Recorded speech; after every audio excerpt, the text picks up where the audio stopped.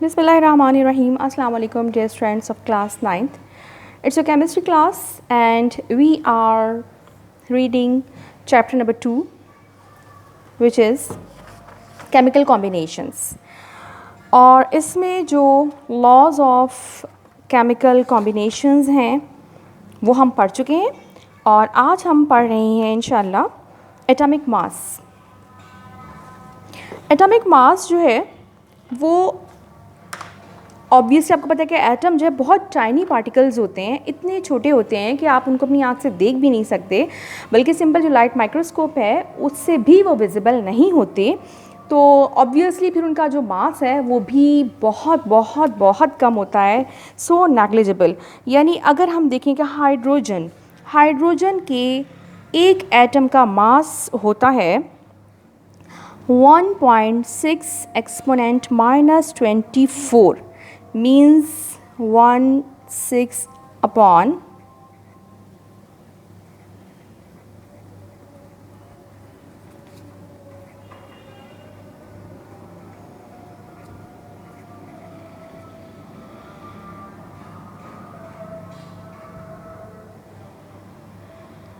जी। तो ये इतना यानी 16 को आप डिवाइड करें दिस मच ग्रेटर नंबर से डिवाइड करेंगे तो एक ये ग्राम्स में है, तो हाइड्रोजन का मास आप फाइंड कर सकते हैं। ऑब्वियसली इस मास को मेजर करना जो है वो पॉसिबल नहीं है, किसी भी बैलेंसिंग पैन से आप इसको मेजर नहीं कर सकते। ऑब्वियसली ये जो पार्टिकल्स होते हैं ये बहुत ज़्यादा छोटे टाइनी पार्टिकल्स होते हैं, तो इनका जो मास है ऑब्वियसली बड़ी एग्जिस्ट करते हैं और जब ये बहुत सारे एक साथ कंबाइन होते हैं तो इनका मास जो है वो भी मीन रखता है, लेकिन एक सिंगल एटम का मास जो है वो ऑब्वियसली पॉसिबल नहीं है। तो इसके लिए क्या किया गया, 1961 में एक एग्रीमेंट के तहत कार्बन एटम को स्टैंडर्ड बनाया गया C12। इसमें C12 में ये जो 12 है ये क्या है, कार्बन का एटॉमिक मास, और इसको एटॉमिक मास यूनिट में शो किया जाता है। अब ये जो C12 है ये कहाँ से आया, इनफैक्ट कार्बन में 6 जो है वो एटम्स होते हैं, और 6 प्रोटॉन्स होते हैं और 6 ही इसमें न्यूट्रॉन्स होते हैं। अच्छा, अगर आप लोगों ने पढ़ा हो इसका स्ट्रक्चर जो होता है, आई एम श्योर आप लोगों ने पढ़ा होगा एटम का जो स्ट्रक्चर होता है, इसके जो पार्टिकल्स होते हैं इसमें 3 पार्टिकल्स होते हैं, वो क्या क्या होते हैं, इलेक्ट्रॉन, प्रोटॉन एंड न्यूट्रॉन। अब इलेक्ट्रॉन जो है उसके ऊपर नेगेटिव चार्ज होता है, प्रोटॉन के ऊपर पॉजिटिव चार्ज होता है, neutron is neutral without any charge. लेकिन ये जो प्रोटॉन और न्यूट्रॉन होते हैं ये कहाँ पाए जाते हैं, they are found in the centre that is nucleus of an atom. Nucleus of atom में, अब ये है हम कार्बन का मैं ड्रॉ कर रही हूँ, यहाँ पे हमारे पास 6 जो है वो प्रोटॉन्स और 6 ही न्यूट्रॉन्स होते हैं। न्यूट्रॉन्स और प्रोटॉन्स थोड़े हैवी पार्टिकल्स होते हैं और इसके सराउंडिंग में जो हमारे ऑर्बिट्स हैं उसमें मूव कर रहे होते हैं electrons.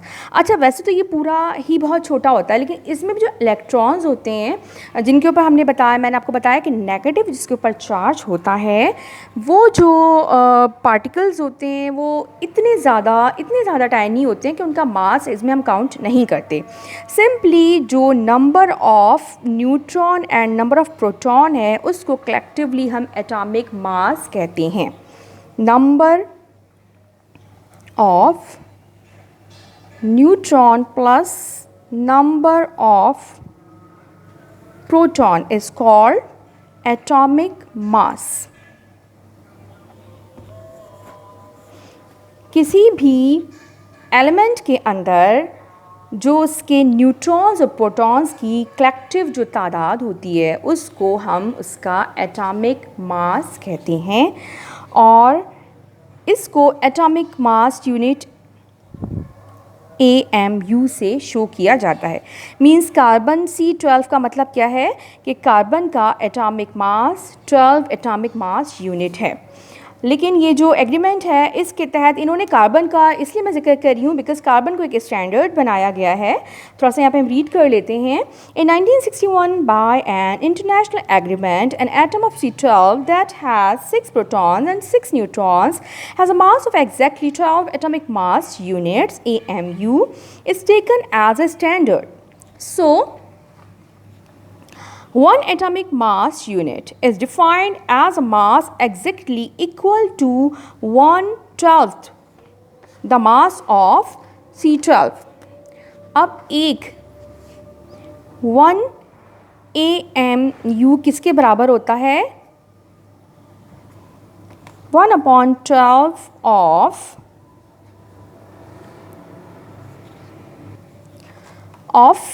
mass of carbon. Atomic mass unit, one atomic mass unit is equal to 1/12 of mass of carbon. Carbon का मास स्टैंडर्ड माना गया है। और अच्छा, ये जो जितने भी एलिमेंट्स हैं मोस्टली ये डिफरेंट आइसोटोप्स की फॉर्म में पाए जाते हैं।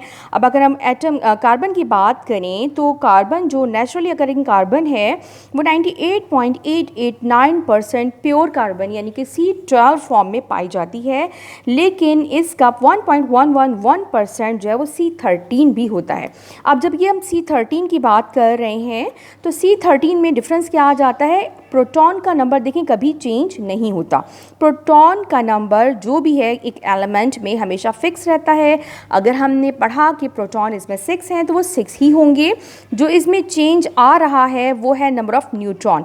C13 में नंबर ऑफ़ न्यूट्रॉन चेंज हो जाता है, एक न्यूट्रॉन इसके पास एक्स्ट्रा होता है, जिसकी वजह से इसका मास जो है वो चेंज होके 13 हो गया, 12 के बजाय 13 हो जाता है। तो आप सिंपली क्या कह सकते हैं, जो अब यहाँ पे इसकी डेफिनेशन है, the atomic mass of an element is not taken as average mass of natural mixture of isotopes which is composed to the mass of which is compared to the mass of one atom of C12 atomic mass unit. ठीक है, समझ में आ रहा है मेरे ख्याल में आप लोगों को। आइसोटोप क्या होते हैं, अब इसका जिक्र हो गया है तो ये भी बता दूँ। आइसोटोप जो है different atoms of the same element, different atoms of the same element, atoms of same element having same atomic number but different atomic masses are called isotopes. कोई भी जो एलिमेंट है हमारे पास वो नेचर में उसके आइसोटोप्स भी उसके पाए जाते हैं, जैसा कि अभी हमने कार्बन का जिक्र किया। लेकिन जो उसका जो अबंडेंस है, जो उसकी फॉर्म है, उसको हम बेसिक उसका C12 को हम बेसिक कार्बन मानते हैं क्योंकि वो अबंडेंस पाया जाता है। और जो दूसरा हमारा आइसोटोप C13 है वो बहुत उसके मुकाबले में बहुत माइनर क्वांटिटी में पाया जाता है। तो अब जो उसके आइसोटोप्स के मिक्सचर का जो हम एवरेज निकालते हैं, हमने यहाँ पे 13 और 12 का जो हमने मिक्सचर निकाला तो वो बना हमारे पास कार्बन का एटॉमिक मास यूनिट बनता है 12.011। अब ऑलरेडी ये हम बता चुके हैं कि ये बहुत बहुत छोटा, बहुत ही नेग्लिजिबल मास है, तो इसमें भी फिर वो 0.011 वो नेग्लिजिबल हो जाता है और हम इसको सिंपली 12 ही काउंट करते हैं। जो आगे हमने कैलकुलेशंस करनी है उसमें हम इसका कार्बन का एटॉमिक मास 12 ही काउंट करेंगे। सिंपली मैं दोबारा रिमाइंड जो है बता देती हूँ एटॉमिक मास क्या होता है। Atomic mass is simply the number of neutrons plus protons in an element. किसी भी एलिमेंट के अंदर number of neutron plus number of protons को हम एटॉमिक मास कहते हैं।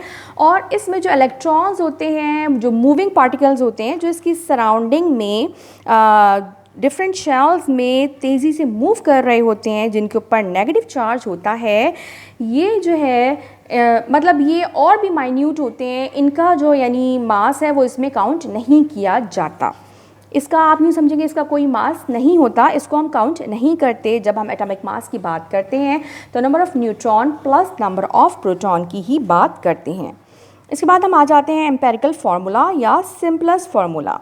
एम्पेरिकल फार्मूला, अब जब भी कोई कंपाउंड होता है, जब भी कोई कंपाउंड फॉर्म होता है, ऑब्वियसली उसका एक मॉलिक्यूल होता है।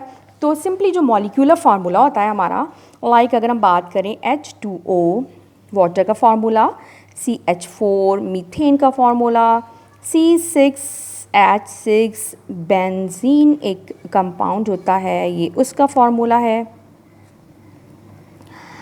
या फिर C12H22O11 शुगर का फार्मूला। ये तमाम जो हैं ये कहलाते हैं मॉलिक्यूलर फार्मूलाज। अब इनका जो कलेक्टिव मास होगा वो मॉलिक्यूलर फार्मूला वो जो है, सॉरी फार्मूला की बात कर रहे हैं वो ये मॉलिक्यूलर फार्मूलाज हैं सिंपली। और हम अभी जो पढ़ रहे हैं वो एम्पेरिकल फार्मूला। एम्पेरिकल फार्मूला क्या होता है? इनफैक्ट इसका जो सिंपलेस्ट रेशो, यानी कोई भी एलिमेंट्स, जितने भी एलिमेंट्स उसमें पाए जाते हैं, उन तमाम का जो आपस में रेशो है वो सिंपली एम्पेरिकल फार्मूला कहलाता है। लाइक अगर हम H2O की बात करें तो H2O इसमें नंबर ऑफ़ एटम के हिसाब से हम देखें तो 2:1 है। ये मास का नहीं है, कल जो हमने पढ़ा था उसमें हम मास की बात कर रहे थे, मास के रेशो से बात कर रहे थे। यहाँ जो हम बात कर रहे हैं इट इज़ है बाय नंबर ऑफ एटम्स। तो अब हमारे पास इसका जो रेशो बनता है वो 2:1 है, तो इसका एम्पेरिकल फार्मूला भी यही रहेगा, मींस H2O ये क्या है? एम्पेरिकल फार्मूला है वाटर का, और यही इसका मॉलिक्यूलर फार्मूला है। लेकिन अगर हम बात करें यहाँ पे बेंजीन की एग्जांपल लेते हैं हम, C6H6। अब इनका जो रेशो अब निकल रहा है आपस में वो क्या है? 6:6 मीन्स इसका सिंपलेस्ट रेशो 1:1 है। 1:1 ये मैं दोबारा मेंशन कर दूँ, बाय नंबर ऑफ एटम्स, ये not by number of mass, by mass नहीं है, बाय पार्ट्स ऑफ मास नहीं है, बल्कि नंबर ऑफ एटम्स के हिसाब से। तो अब इसका सिंपली यानी एम्पेरिकल फार्मूला क्या है? Empirical formula simply showing all the elements in ratio, all the atoms, all the element found in a molecule, उसका जो रेशो है सिंपली उसको हम एम्पेरिकल फार्मूला कहते हैं। अब यानी हम कह सकते हैं कि CH क्या है? Simply empirical formula of benzene क्या बना हमारे पास? Empirical formula of benzene is CH, क्योंकि ये 1:1 से कंबाइन हो रहा है। अब देखिए हमारे पास H2O जो है उसका मॉलिक्यूलर फार्मूला भी वही है और एम्पेरिकल फार्मूला भी वही है, लेकिन यहाँ पे बेंजीन का चेंज हो गया। यहाँ पे हमारे पास सेम क्यों रहा? क्योंकि हमारे पास 2:1, इससे ज़्यादा सिंपल नहीं हो सकता। इसको हमने रेशो को ये होल नंबर में ही रखना होता है, लिहाजा ये जो है हमारा 2:1 यही इसका एम्पेरिकल फार्मूला है, और यही H2O ही इसका एम्पेरिकल फार्मूला और मॉलिक्यूलर फार्मूला है। जबकि बेंजीन में हमारे पास C6H6 है इसका मॉलिक्यूलर फार्मूला, जबकि इसका एम्पेरिकल फार्मूला CH आ रहा है। इसी तरह एक और एग्जांपल देख लेते हैं हम, C6H12O6 ये है ग्लूकोज जो कि प्लांट्स प्रिपेयर कर रहे होते हैं अपने फूड के तौर पे।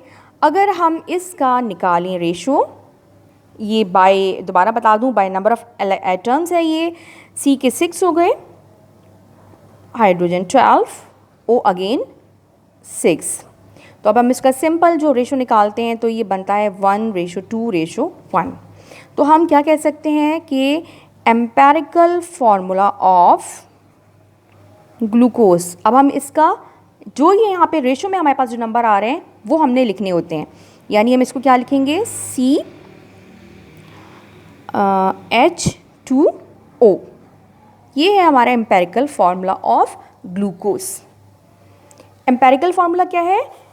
Simply a formula that gives only the relative number of each type of atoms present in a molecule.